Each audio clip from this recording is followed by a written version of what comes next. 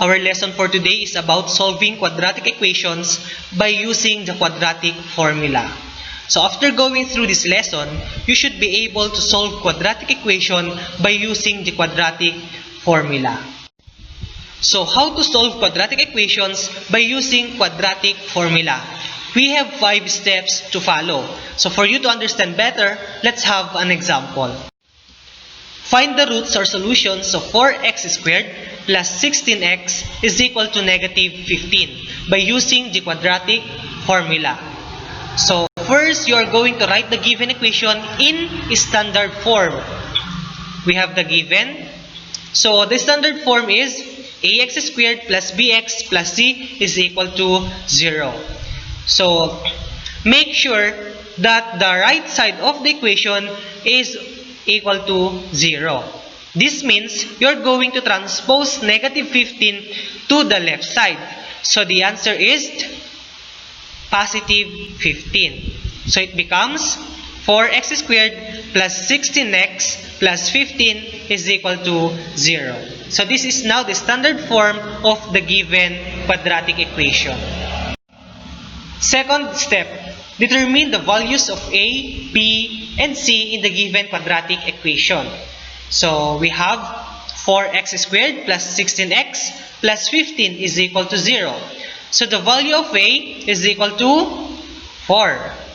The value of b is 16. And the value of c is equal to 15. Alright? So for the third step, substitute the values of a, b, and c to the quadratic formula. So we have these values, and the formula is x is equal to negative b plus minus the square root of b squared minus 4ac all over 2a. So it becomes x is equal to negative 16 plus minus the square root of 16 squared minus 4 times 4 times 15 all over 2 times 4. So let's solve and simplify the answer. We have x is equal to negative 16 plus minus the square root of 16 squared minus 4 times 15 all over 2 times 4.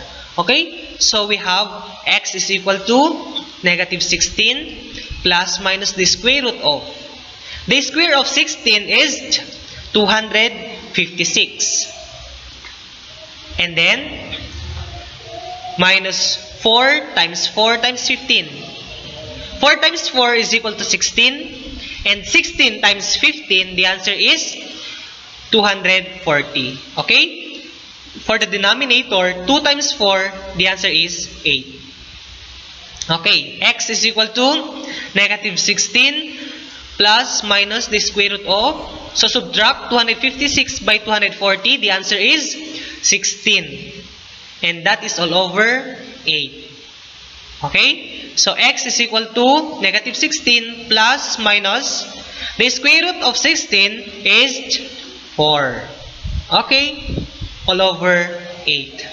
So we are going to separate these two.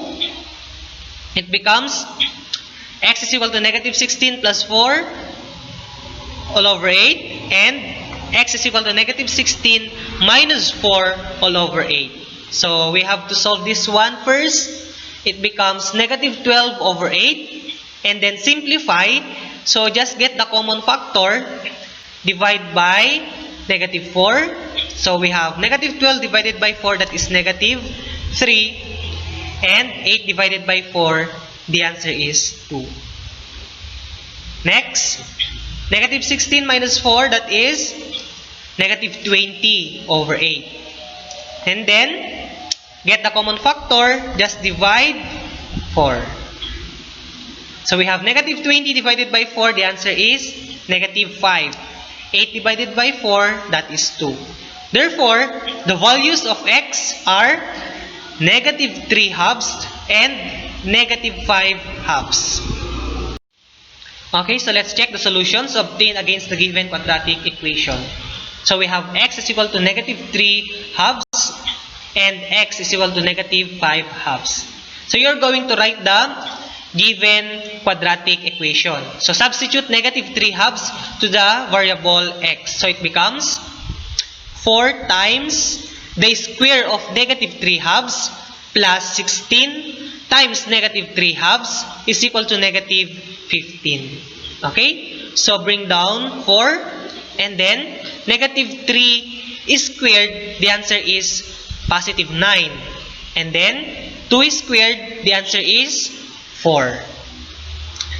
Next, 16 times negative 3, that is negative 48 or minus 48. And then copy denominator, which is 2. That is equal to negative 15. And then cancel 4. So the answer is 9. Then 48 divided by 2, that is negative 24, is equal to negative 15.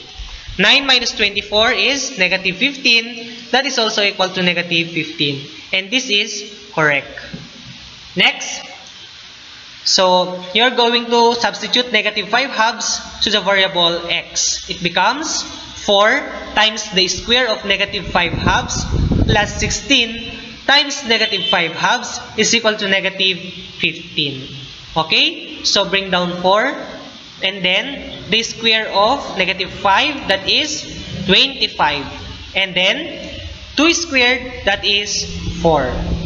Plus 16 times negative 5, that is negative 80 or minus 80. And then, copy the denominator, which is 2, is equal to negative 15. Alright?